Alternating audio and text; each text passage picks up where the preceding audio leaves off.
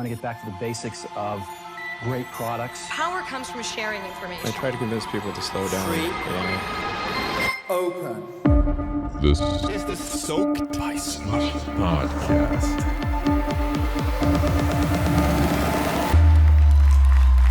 Hi again. Welcome to the second ever Soaked by Slush podcast episode. My name is William von der Palen, and with me in Copenhagen again is Isak Rautio. Hi, Isak. Here I am again in Copenhagen, still here. Yes, nice to see you, William. It's nice to do another episode of the Soaked by Slush podcast. It is indeed. And we have a very, very interesting guest once again. I think this is going to be the recurring topic of this podcast. So maybe at some point I stop introducing guests as extremely interesting and we just take that as a given. But with us is Katelin Holloway. Welcome to the show. Thank you so much. I'm so glad to be here. Yeah, before we dive into it even more, could you maybe tell our listeners briefly who you are, what you've done, so we can set the scene a little bit? Absolutely. So my name is Katelin Holloway. I am a seasoned people and culture executive. I've worked in tech and the startup world for about 10 years. And I recently transitioned to a new role in venture capital. So I started out at the beginning of this year, moving over to Initialized Capital. And a small little fun fact is I've actually just recently transitioned out and I'm working on a new project in the venture space as an investor. But you are catching me at a very interesting time where details are not at the ready. So I'm excited to come back and share what this new adventure is. But I think the short version is I'm a seasoned people and culture executive and now an investor. Yeah, we start off with a cliffhanger right away, but yeah, definitely eager to hear more about upcoming projects as well. Do you see that as a trend? Because I've been following some firms now in the venture space, and it seems like we're moving more and more away from the, only looking at the numbers side, only validating business models, only validating, doing some due diligence on cap tables or whatever, and we're going more into actually investigating teams and understanding teams, understanding brands, and we're bringing in like more marketing people, more HR people, and just diversifying the investor pool. Or am I right? You're absolutely right. And I am so excited to see the tide shift this way. And if we're being honest, I really do think that COVID has a lot to do with that. It was a trend that we were seeing before the pandemic, but I think it's just been absolutely accelerated since, mostly because as we have seen over the last, 7, 8, 9 months now, team and people, especially the founders, the leaders within the company, those are the ones that have, that has been the biggest determining factor of success and survival through really, really hard times, especially over here in America. So I personally am very excited and grateful for this trend. But it's absolutely, I think, necessary as we are funding new teams and as we are building and growing entirely new industries in this kind of new chapter, whatever this is going to be for the world, that really is focused on more than just good ideas. Good ideas, hard to understand, but they are easier to come by than really incredible leaders and their ability to build fantastic teams and cultures. Yeah, exactly, and it seems that's the case, and I think it's everyone's luck, and hopefully that'll lead also to, investors looking more broadly at the available, at the selection of companies out there, and not maybe just banking companies similar to other companies that have been banked or whatever. So it's probably good for the whole ecosystem to get this more diverse investing pool as well. I completely agree. You're speaking my language. Great. We agreed before the episode to looking at your background, obviously, with the companies you've been working with, we talked about, at least partly talking about people and culture which obviously is very interesting. And maybe there's like two aspects, or there are many aspects you can take, but looking at our audience, maybe we have the like smaller companies, and then we have the enterprise level companies. But maybe we could start off with, startups, and maybe going even further back, maybe we could start by just defining what culture is, because it used to be like everyone talked about HR, and that was like processes and like contracts and how much paid leave you get and how much maternal leave you get, and then it's kind of, there's been a shift towards people and culture is like the more trendy term now, and it seems it's more fitting. But if you could maybe define that, so we are talking about the same thing before we start talking about it. Absolutely. It's funny. I've been in this world now for, like I said, over a decade, and I've been asked this question so many times. And I feel like if you were to take all of my clips and sound bites and put them next to each other, I don't know if I've ever given the same definition twice. So I agree. It's helpful for the context of our conversation to identify it. So today's definition of people and culture for me is inclusive. It really encapsulates the entire employee experience and the employer experience. And so, taking it way back, my first principles and my understanding and development of my own personal philosophies around people and around culture really started at Pixar Animation Studios. So that was midway in my career when I worked in film, and I worked at the studio there for 5 years during a really interesting time in that company's history when they were going through the merger acquisition by Disney. And at the time, Steve Jobs was still present and active. Ed Catmull was our president, and they went through an incredible transformation, and yet retained who they were through that process. And I think that you can still feel that today. And, when you compare the output from each of the different studios, they still feel very much different, although they are part of the same family.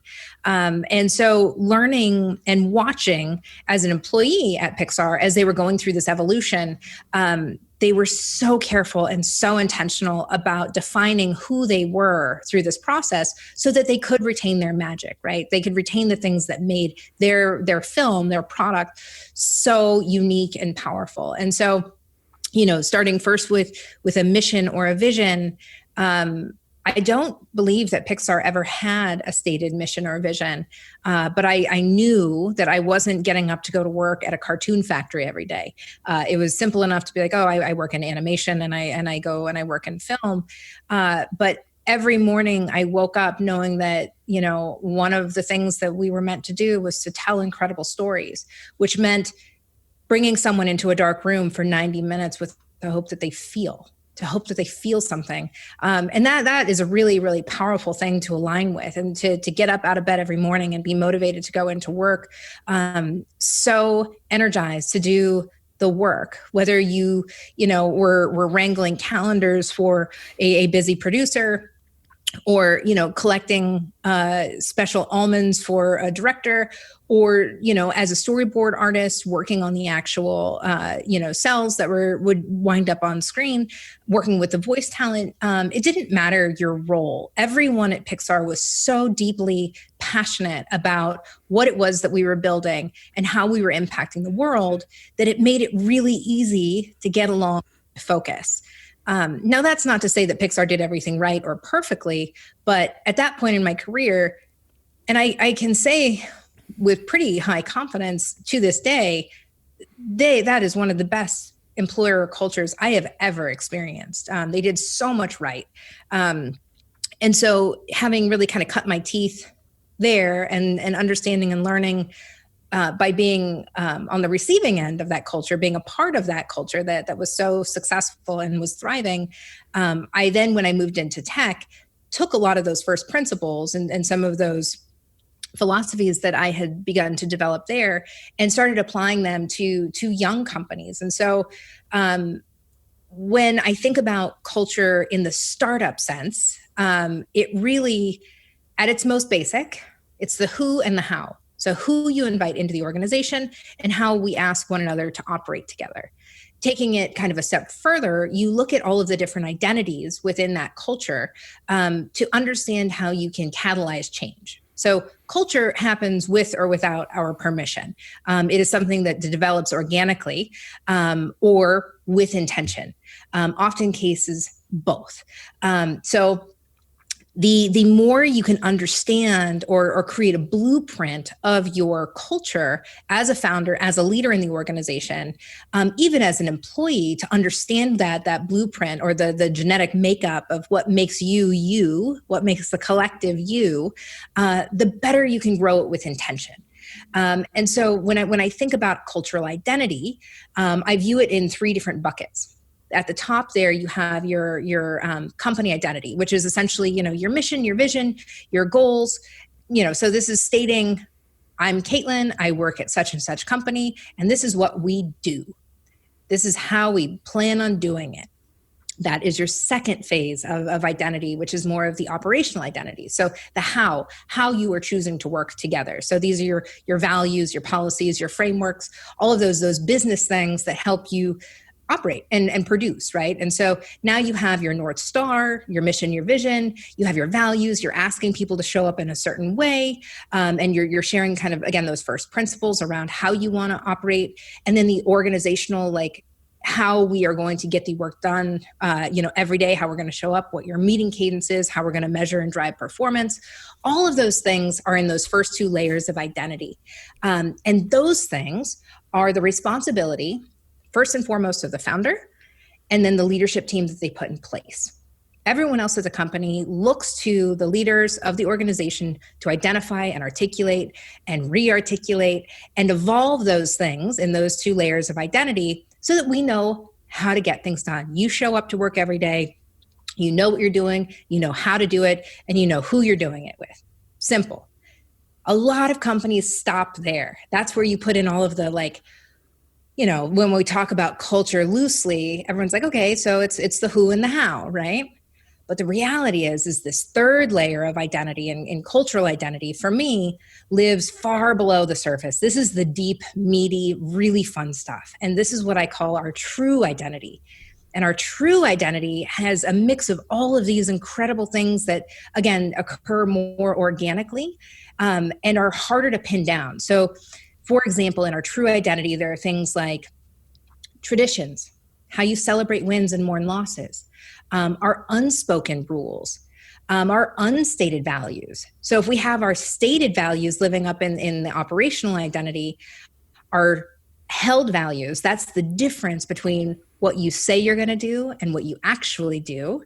And then you measure the gap between those things. That is a great measure of how successful or thriving your company or your culture is. And so all of those really meaty things at the bottom, feelings, emotion, feedback, conversation, rituals, all of those things, including storytelling, live at the bottom. And the challenge with the true identity part of culture is that typically no one knows who's accountable for this. Nobody knows who's responsible for this. And so when something isn't going well, it's really easy for people to point to one another. The employees are pointing to the leadership team is pointing to the employees. Everyone feels like it's not theirs to own or to control. And so what ends up happening is when something doesn't go well, leadership comes in and they try to control and they try to dictate what those things are. They try to establish those things because something's not going right. You have a culture of where people are gossiping or feedback is being delivered indirectly to people, behind closed doors or not to the individual that it's supposed to go to. People feel excluded.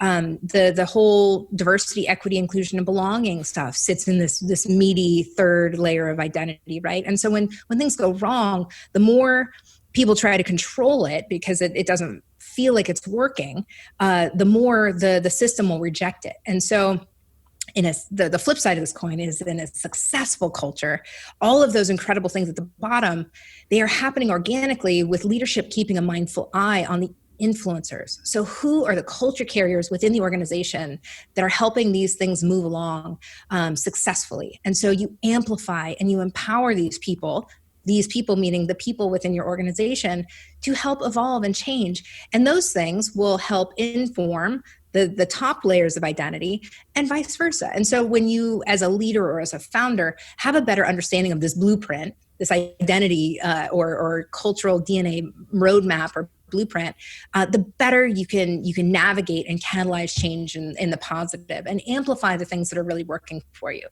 And that, I think, to date is the longest definition I have ever given on what. I apologize. It might be the best. Yeah, it was great. It was really good. We didn't want to interrupt you. No, not at all. That was very good. That was very interesting. It seems as if you're saying that, you emphasize the role of leadership in sort of creating or facilitating this culture, the creation of the culture. But it seems as if, like, if you want it to happen in a healthy way, it has to be allowed to emerge and not decreed upon whoever. And but it's still sort of the role of leadership in that, in facilitating that sort of emergence sounds like the main point here, sort of. Absolutely. So yes, leadership at the end of the day is accountable and responsible for the culture, all of it, end to end.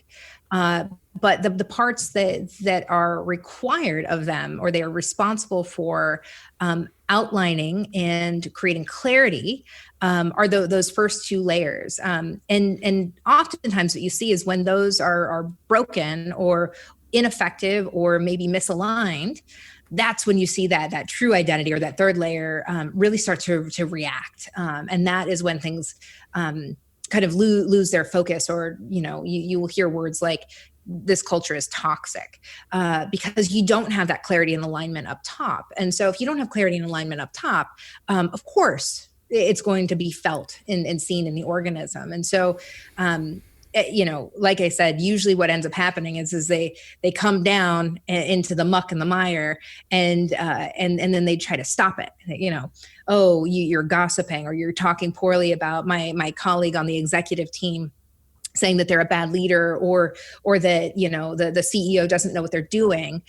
So the problem is you talking, not let me really investigate how I can be a better leader.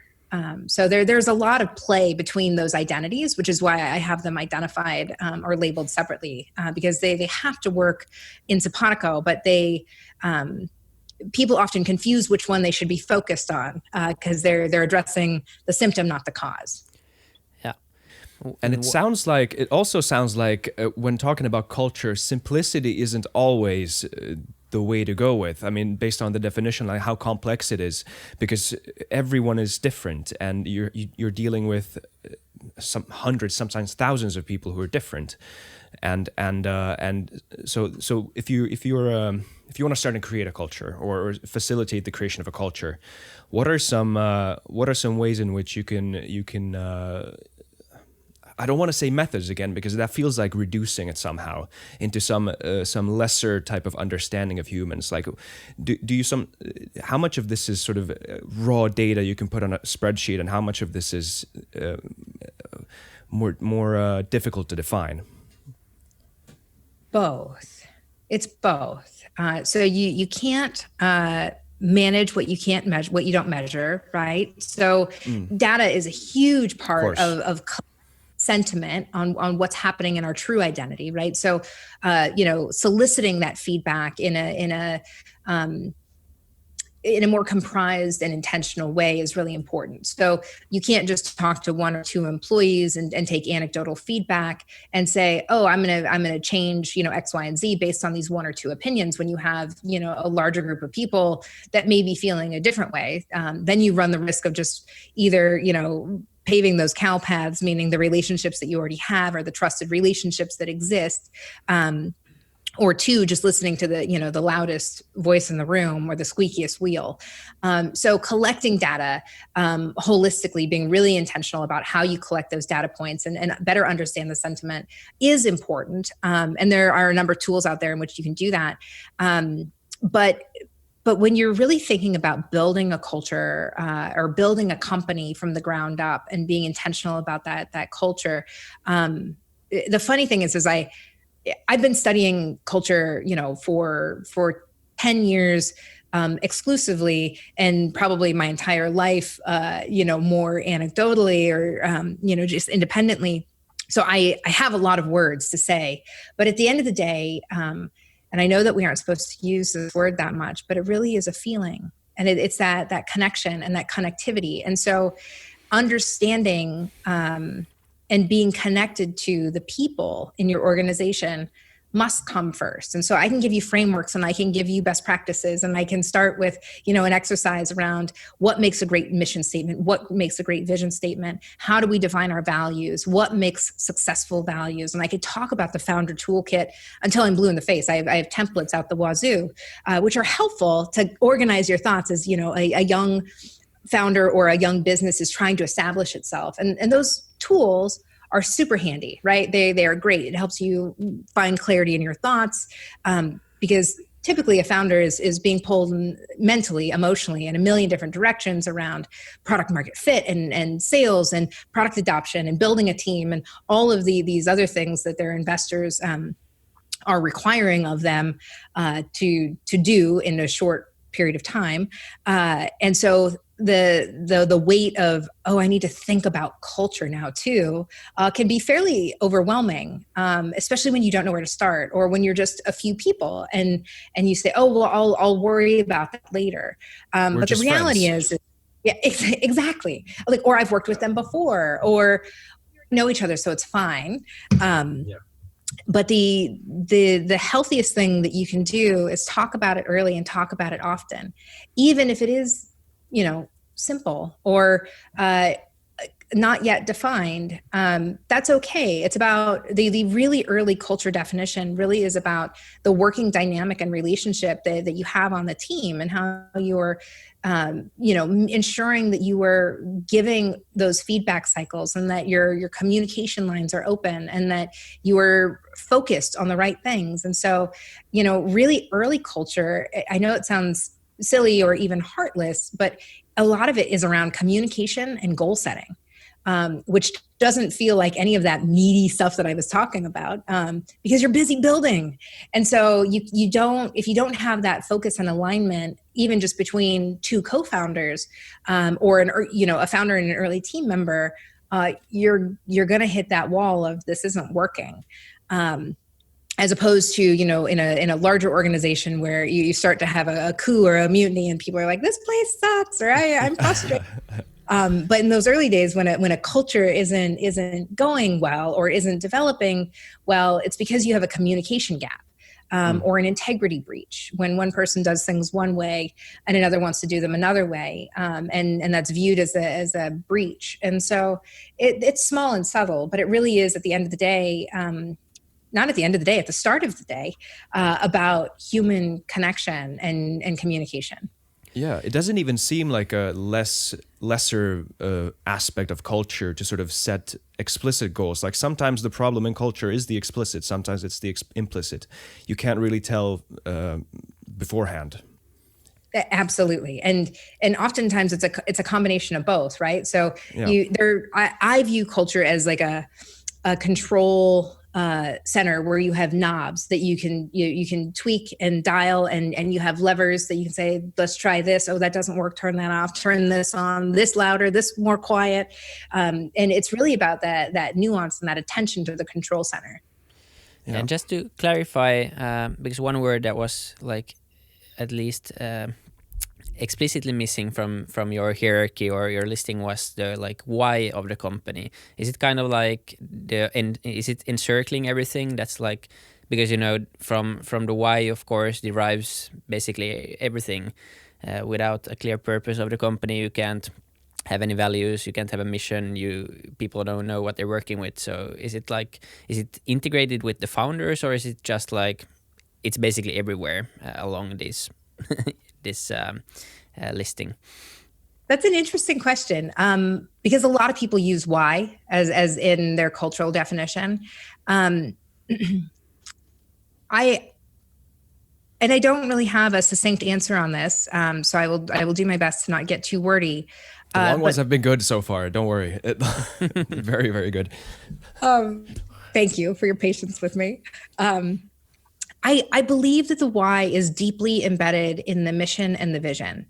And sometimes the why changes.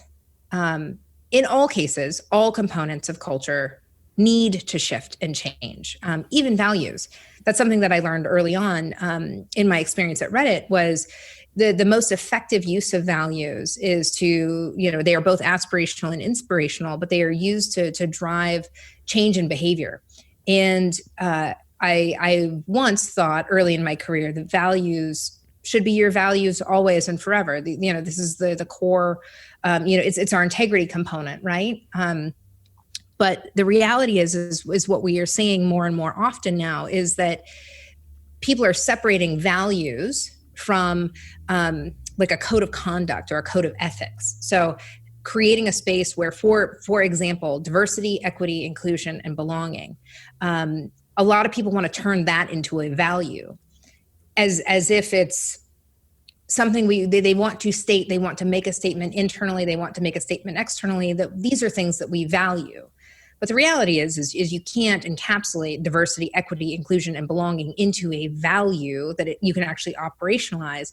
But you can make the statement, diversity, inclusion, equity, and belonging are deeply important to us. And in fact, it's a table stake, right? This is a non-negotiable. We will build a diverse, inclusive, an equitable workplace that has the feeling of belonging. And so you state that somewhere else, but that's not a value. And so when you ask about why, where does the why live?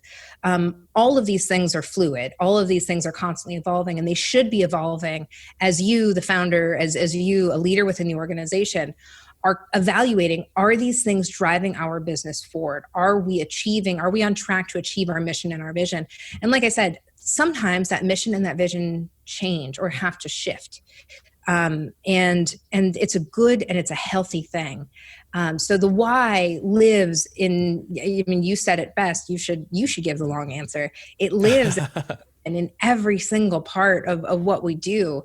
That should be the reason, like I said, when your feet hit the ground out of bed in the morning, the why might be different for you than it is for me. Like I gave the example earlier about Pixar, like inviting people into a dark room and hope that they feel something, wasn't my only why. I have 2 little kids that are in my bunker with me. They're a part of my why. Wanting to have a lasting impact on the world and be a part of something that is making the world better. That's a part of my why. So I think that why should be embedded in most explicitly in the mission and the vision. It's woven throughout, the fabric of what it is that we're building with our culture. But I also believe that the why is deeply, deeply personal. And it's okay for everyone to have their own why and still show up and as the who and the how, as I describe culture. The why doesn't matter. I don't care if every single person sitting at that table showed up for 20 different reasons that are not aligned.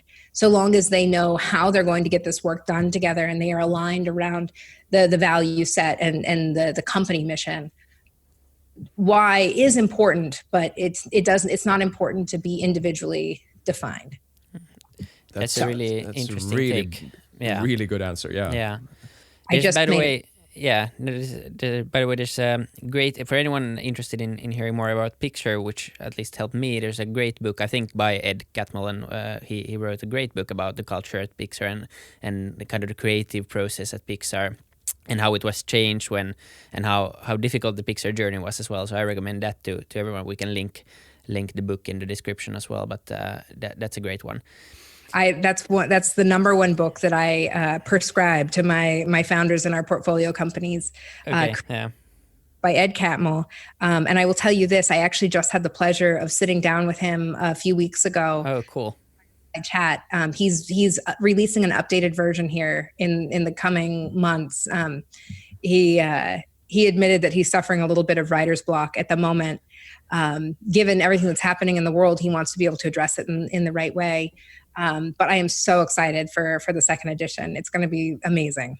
Yeah, we'll have to invite awesome. him. That would be a great discussion as well.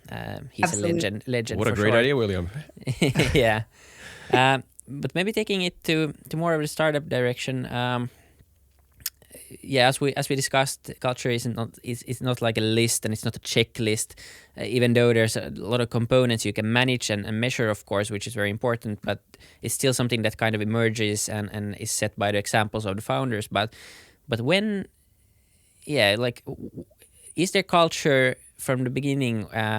If you have a team, you co-found something with, when you have one technical founder and one more sales marketing oriented founder, and you put together a company doing whatever, an app, and you're just two people. I guess there's like some kind of culture, of course, already present, but it's maybe not something you have to explicitly discuss every day and focus on building. It's more maybe about setting ground rules together and figuring out how to work together.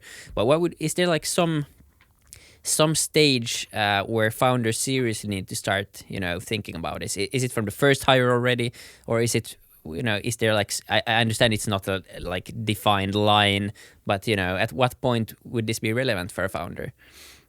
Yeah, I mean, obviously I'm biased. And so take my answer with a grain of salt. I very genuinely believe in setting, if you set out to be a culture first company, you need to do it from day one. And if you have just recently decided to become a culture first founder, day one can be the day that you make that. And that's not to say that you can't be like marginally interested in having a good culture, but I'll think about it at employee number 30 or something, for example. Like there's no trigger. Things become more interesting and more complex at those inflection points. So, you can take the old adage of every time you double in size, you're a new company. So, as a broad stroke, I would say every time your company doubles in size, you should be pausing and taking, a day to reflect on your culture and how it's developing. Obviously, when you go from 2 people to 4 people, the reflection might be a little shorter because it's less complex at that point. Yeah. But 4 to 8, 8 to 16, and so on. If you spend your day only investigating and reflecting on your culture, you will not be a very successful business. I oftentimes help my founders remember the sustainable business model, which is you have to have a good idea, meaning something that people love, need, and want. You have to be able to build it, because you can have good ideas all day long, but if you can't build it, it doesn't matter. And the third is you have to be able to monetize. If you cannot make money so that you can continue to build things that people love, need, and want, you don't have a business or a culture to worry about.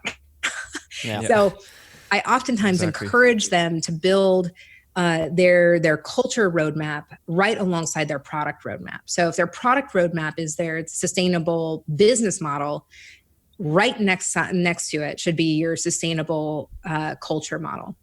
So building in OKRs or KPIs, goaling metrics for both of those things should be synonymous and inclusive. So like I said, in the early days, it's just, it's not as complex. It still should be interesting and motivating. But for example, a diversity, equity, or for example, a diversity hiring goal, when you are 2 people and you're making your first hire, is not, you don't need to have an insane, public statement around diversity. But if it's something that's important to you, again, maybe that's in your rules of citizenship or your code of ethics, where you say, hey, I recognize that we are 2 white men building this company. We want to care about diversity. Maybe your first diversity OKR or culture OKR is, we want to make sure that we have a diverse pipeline for this candidate. We won't just hire our buddy who is qualified to do the job and we know really well. We're going to have an open application and we're going to do X, Y, and Z. And so a lot of times to make, culture more bite-sized, I will ask my founders for their OKR list. I say, okay, show me your goals. And usually they're around, revenue or retention or, product market fit. And I take their OKRs and I say, okay, now give me one sub goal that has to do with the things that you've said that you value. So, whether that is, again, diversity, equity, inclusion, and belonging, or that is around, building a product that has social impact, or these things that drive us, right? All of the different parts of our culture, make it more interesting and tie them so closely that it's not a bolt-on. The thing that I've seen go wrong so many times in a company's life cycle is that they will bolt it on culture. They will bolt it on to the side and say, okay, now we care about culture. And then as that car rattles down the road and you hit those bumps and those rocks and those, speed bumps, it falls off because it was bolted on. If you integrate it, it becomes a part of what it is that you're building, and you recognize that there are trade-offs that you cannot and will not make, as opposed to, well, you know what, we just made that stupid diversity goal because we're feeling social pressure, and so we added that diversity goal onto this hire. But the reality is we need to make this hire, otherwise we don't make money. So just go ahead and hire our buddy. Okay, that's fine. And you might still have a successful business. Fine. But it means that you weren't deeply committed to that diversity goal. You either didn't set it, you didn't clarify it, or you didn't mean it. So really investigating your goaling as a mechanism to drive and build your culture and your product. Yeah. How, as an example, like this is a good explanation for why culture is important, through the examples of where culture has worked. But then maybe it's always interesting to go with a counterfactual and to see what happens when there is no culture. And apparently you have a quite a good example when it comes to this in Reddit and your story with them. Can you sort of give a short introduction or a rundown of what happened? Sure. So yeah, I joined the Reddit team. What was that, back in 2016? Five-ish years ago.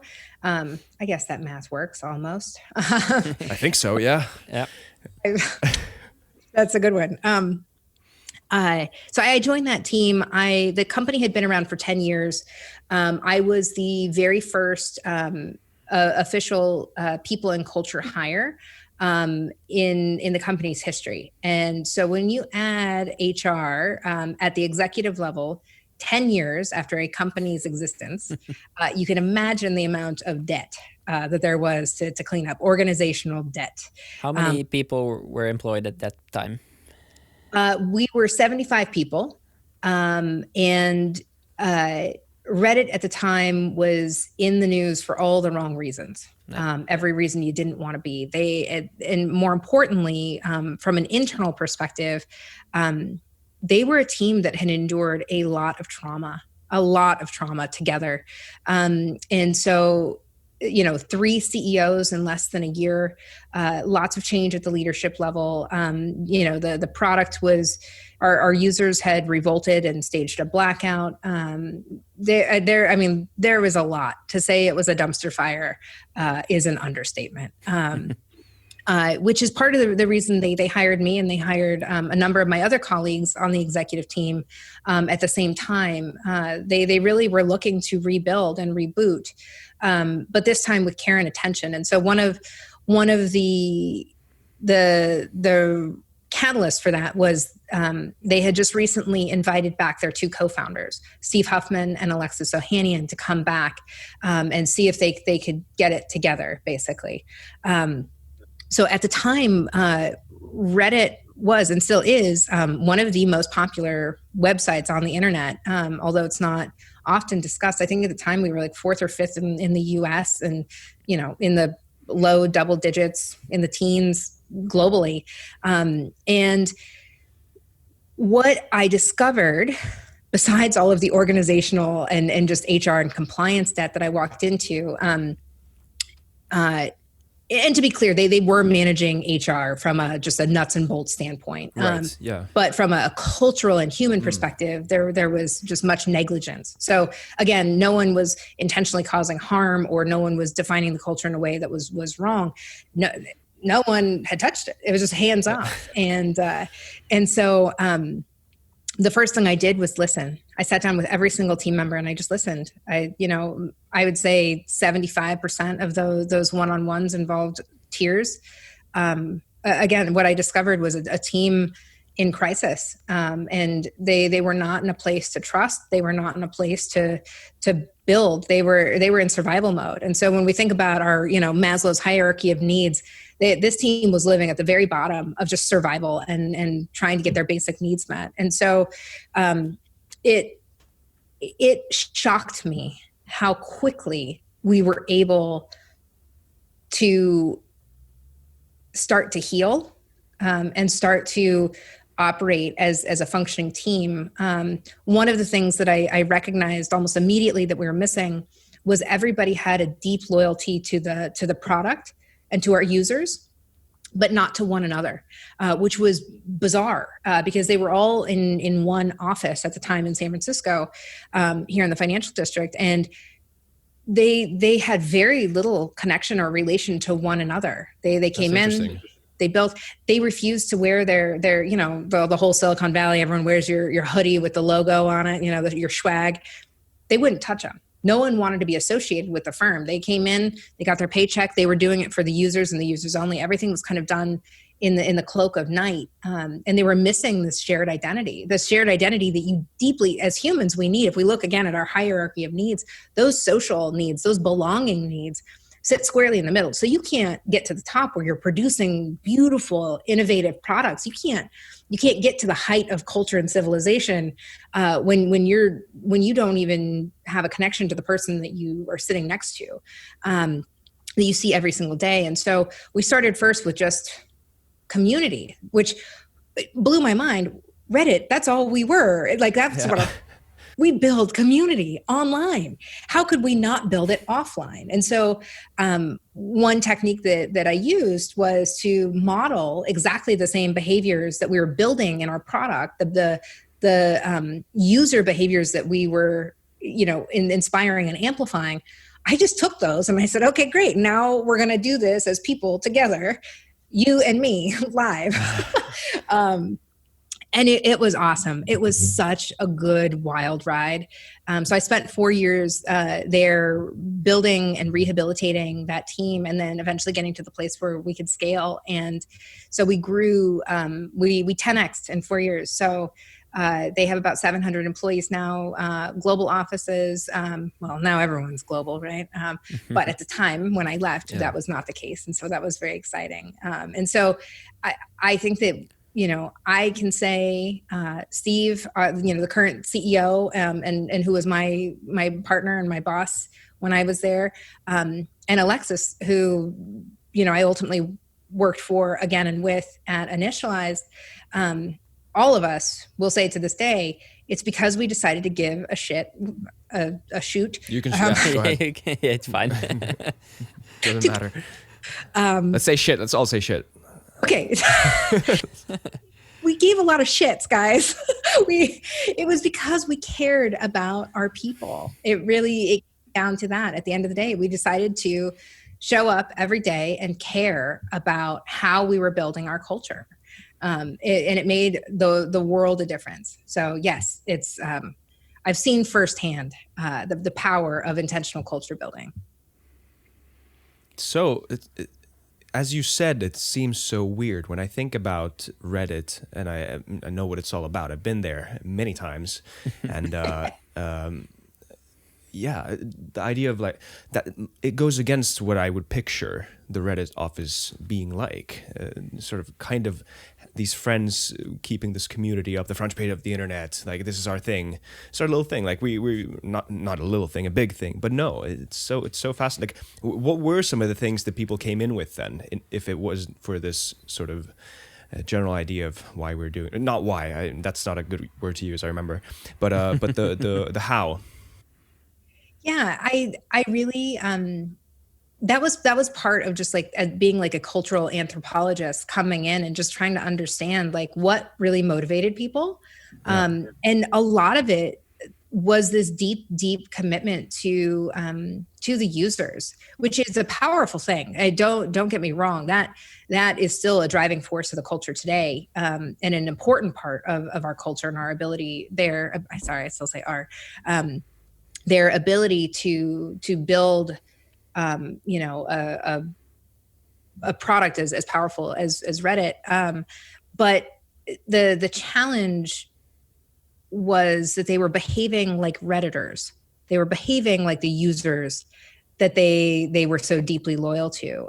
And Reddit is unique in the world of social media, in that you aren't there with your real name. You aren't there with your, Facebook connections from college and your mom and your aunt, with your real face plastered on it. This isn't your personal brand. And so the ability and the power, I think, of Reddit, for better and worse, is that there's a huge amount of anonymity on the platform.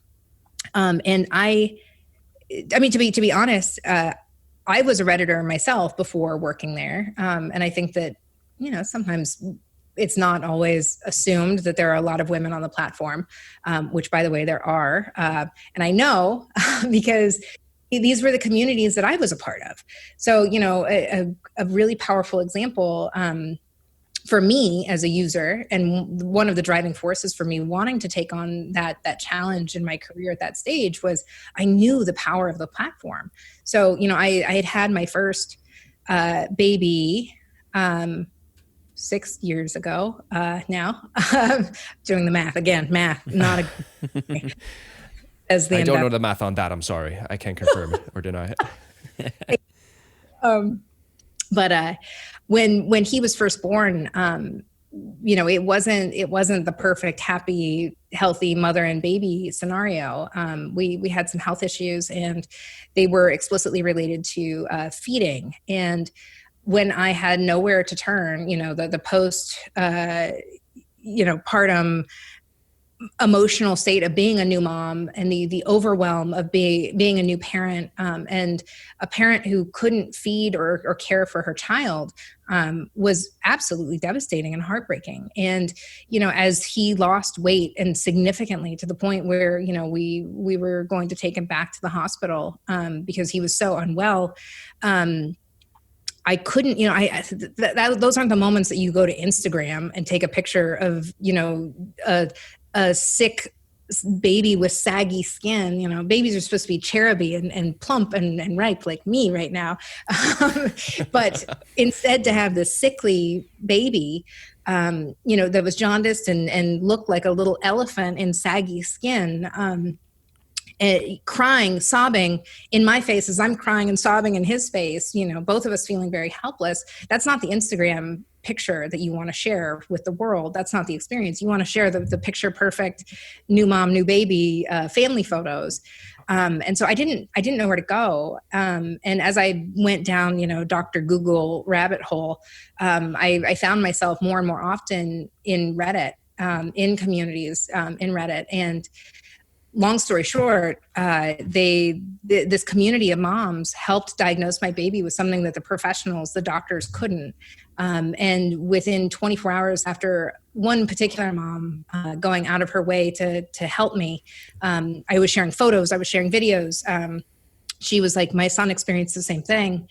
She was able to help me get and convince the doctors to give us a treatment that ultimately, in my opinion, and this is being dramatic, saved my baby's life. And so understanding the power of that community, and the power that it could hold for an individual in the sense and the space that was never an experience. That was never an experience I was going to have on Facebook or Twitter or anywhere else on the internet. That was an experience I was only going to have on Reddit. And so that is the power of what we all were feeling when we showed up to work every day, was how do I serve the moms? How do I serve the, fill in the blank, whatever your communities are? That's what the employees were feeling. How do I serve these communities best? How do I serve these users best? And each person had their own idea of how and why they were going to do that. So if we go back to our culture model of our company identity and our operational identity, our mission, our vision, our values, we didn't have any of that shit. So, say shit again. Now I know I can say it. That Sounds stuff. Good. And so because we had that lack of clarity at the top, we had a mess of a true identity. The meat and potatoes of our culture, that good stuff was rotten, because the team didn't have that clarity up at the top. And so the majority of that first chapter there was really getting alignment and clarity, and putting a lot of communication, two-way communication, not just one way, down from the mountain with the tablets, but really investigative, human work to get clarity around. Let's talk about our mission. Let's talk about our vision. Let's identify our core values. And then we can talk about inviting other people into this organization, but not until then. So that first part was about healing. It was around clarity. And it was about human connection, community, bringing community online, offline. Yeah. Super interesting. Very interesting, yes. Yeah. Maybe one one aspect that's more recent and it's been a challenge probably for anyone on a personal level, of course, but also for companies more widely, but also especially probably for people and culture sides of things is, of course, the remote work explosion that has happened in the past 6 months. What are your thoughts on this whole thing? I mean, there's so many ways to go, but we are doing this podcast via Zoom and Yeah, like this is nice, but we're not in the same room. We're not. Yeah. It's not the same. Yeah, and looking at culture and alignment and being in the same place and working together, it's significantly harder than before. Yeah, I would say, like with any big shift in culture, and this is where our funny definition of culture gets to expand even further to, this is not just our companies, right? This is not just talking about one organization or one entity. This is talking about this is our global culture. The entire world was thrust into this pandemic, and not a single one of us had a choice or a vote in the matter. And what we see historically in cultures, in civilizations, is when we are face to face with things on this magnitude, on this scale. What we see first is how quickly it helps us identify our priorities, right? So in the beginning, when it was just, madness and people didn't understand what was going on, there wasn't a whole lot of information about the virus. We knew that we couldn't be together.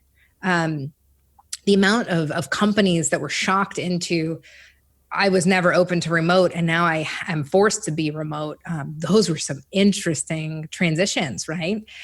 Industries, not just individuals. Like, I think tech is so easy, and in our little bubble, it's so easy to be like, everything's remote forever, because that industry can, and luckily, right?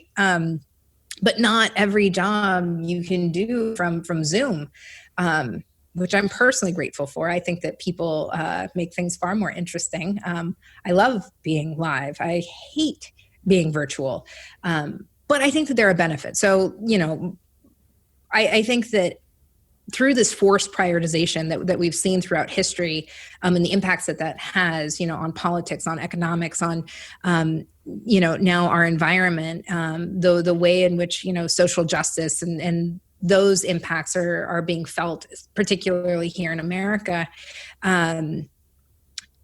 We are not going to come out of this the same. Like, there's no going back. There's no anything. And I refuse to use the term new normal, but we are emerging as individuals that are changed, as companies that are changed, as industries that are changed, and as a global civilization and culture has changed. I'm personally, I choose optimism in this. I choose to believe that the benefits of this new distributed remote way of engagement is going to be better for us. In particular, I think about how it's going to impact diversity, who we are engaging with as employers. I think it has massively opened up our talent pools in a really exciting and incredible way. So from a diversity hiring standpoint, from an inclusion and retention standpoint. So, a lot of people have relocated, particularly here in the US. A lot of people have gone to be closer to where their families are. So I think that we're going to see a renaissance of the village for families, for young families, for multi-generational living. And just when I think about the wisdom that comes with that, from a business perspective, sitting, my generation, my mother and my grandmother fought for me to sit in the role that I have as a woman. Without their efforts, like I would, they'd probably have 5 more babies and be sitting, in my house suckling and cleaning, which is not really what I feel I was meant to do. But the wisdom that will come from bridging those generational gaps, and supporting the villages, to allow us to focus on things that I personally think are important, our communities that exist, between children, childcare, healthcare, all of these things are going to be impacted by what's happening in the world right now. 2020 is going to be a very, very thick, juicy chapter in the history books. And I'm so excited to see all of these incredible entrepreneurs and innovators and leaders out in the world that are embracing the change and are going to ensure that we really do take advantage of, a lot of the hardships that we are experiencing right now, and make some changes for the better. So that was a way bigger answer to what about remote work? Yes, remote work. I do think that it will be hard. I think that we will miss people. I do not think that offices will be empty and major, metropolitan areas are going to become ghost towns. That just isn't in human nature. My hope is that, I live here in San Francisco. I hope that what we see, again, is this renaissance of culture and food and music and art, and not just one thing, meaning tech or tech workers. Finance had its boom, tech had its boom. Let's reintegrate and be take advantage, like I said, and be optimistic about the ways in which we can reemerge from these bunkers as better people and hopefully as better organizations. There's no way we're going to interrupt these answers. Yeah, that's why we're not saying anything. Yeah, these are really good. Yeah, we could exit the podcast. We can just cut away our parts and then just have a brilliant flow of answers. Well, this has been super fun, guys. I really do appreciate your patience with me and my ramblings, but I apparently woke up in a mood to talk, so thank you. Luckily for us and luckily for the listeners, I feel it's been a true pleasure. It's been lovely. Thank you, Katelin. And we're looking forward to see where you're going next and hear all about that as well. Yes, absolutely. I'm excited. I'm excited to share with you all when we can. And I'm really looking forward to a more in-depth partnership with the Slush community. I've been to the conference once, and that was enough to inspire me. I'm very, very grateful for the Slush community. I'm so impressed and inspired by what you all are building together and watching it grow, including this podcast. I think that the way you all are adapting in this new world is pretty phenomenal too. So please consider me an advocate, an ally, and a partner in all of your endeavors. And I'm really excited in this next chapter to take that even further. Sounds amazing. Thank you for those words. We'll definitely do that. Yeah, and yes. To everyone who watched or listened to this episode, thank you so much for staying to the end. And remember to subscribe if you want more of these episodes on a weekly basis and more fantastic wisdom. But without further ado, thanks and see you next week. Stay safe, guys. Thank you. Bye-bye.